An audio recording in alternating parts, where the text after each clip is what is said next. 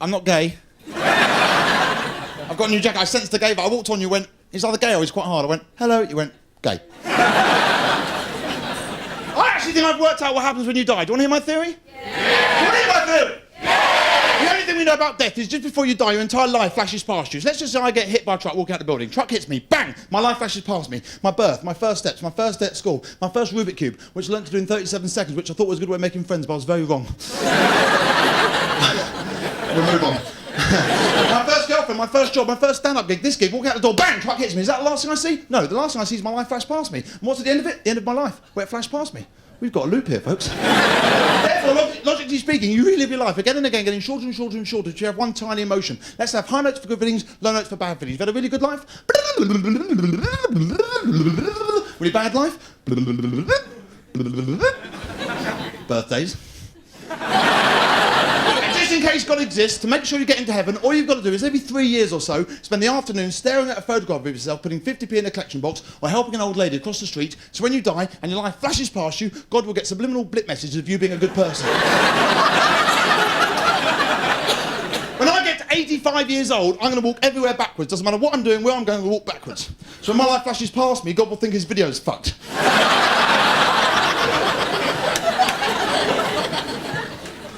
So I'm growing my hair back, by the way, and do you know what I'd do if I had enough time and money? I would go to a top hairdresser's, I'd sit down, they'd put that black cloak on me, and I'd say, right, I want you to shave my head from here downwards, bleach it grey, curlers around the outside, perm on top. I want the barrister look.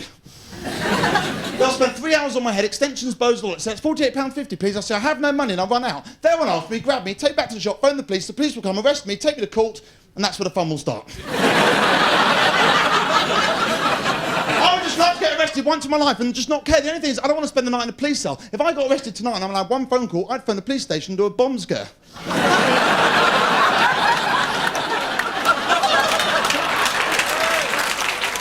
I rang Director Inquiries the other day, and the woman answering the phone had the sexiest voice I've ever heard, right? And I tried to trick her. I said, I know your voice from somewhere. Where are you from? She said, I'm from Kingston. I said, I went to school in Kingston. What's your name? She said, Jane. I said, Jane what? She said, Jane Taylor. I said, I knew Jane Taylor. Listen, give us your number. We'll go out for a drink. She said, I'm not allowed to give the information on the phone. I said, OK, fair enough. I said, what can I do for you? I said, Jane Taylor, Kingston.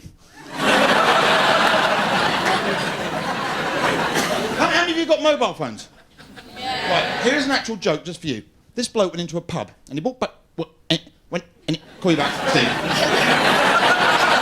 Do me a favour, if you've got a mobile phone, next time they send you your phone bill, write out the cheque and then Tipex out every third word. See how that... Is anyone into text messaging? Yeah. It's sex, isn't it? Like, even if your best friend sends you a text saying hello, you still go... I've got the Nokia one with the dictionary built in. Do you know what I'm talking about? Yeah. It guesses what words you're trying to write, so it saves you pressing the button loads of times. And when I bought it, the bloke in the shop went, well, it's only a matter of time before you'll be able to speak into it and it'll print it out.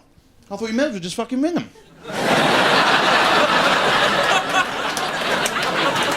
Surely.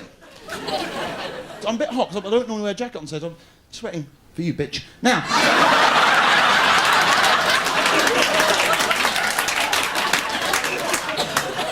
Sorry. Now. That was so bitch, wasn't it? Bitch. I do apologise. Have you got the men show of hands, vegetarians?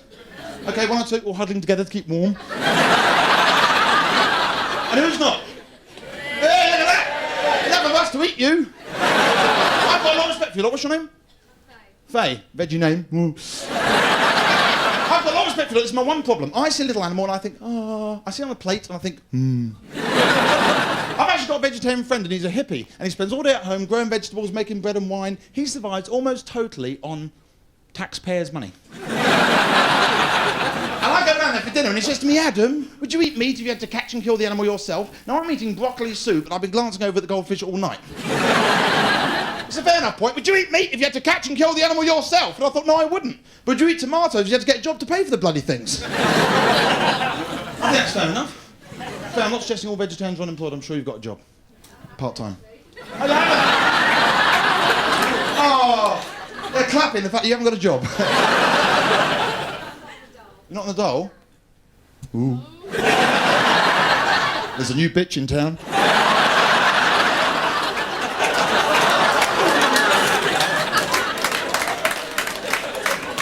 The worst gig, and I'll leave you with this bloke heckled non-stop. Then I thought something to say, but it was a little bit below the belt, but I had nothing to lose. I thought I'd say it anyway. I tell you what I said, I looked down at him, all his friends around him. I saw it, mate, what did you do today? What did you do? And he looked up and he went, do you really want to know? So I said, well, yeah.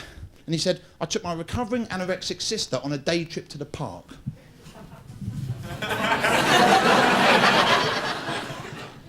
I couldn't resist. I said, I bet that was no picnic.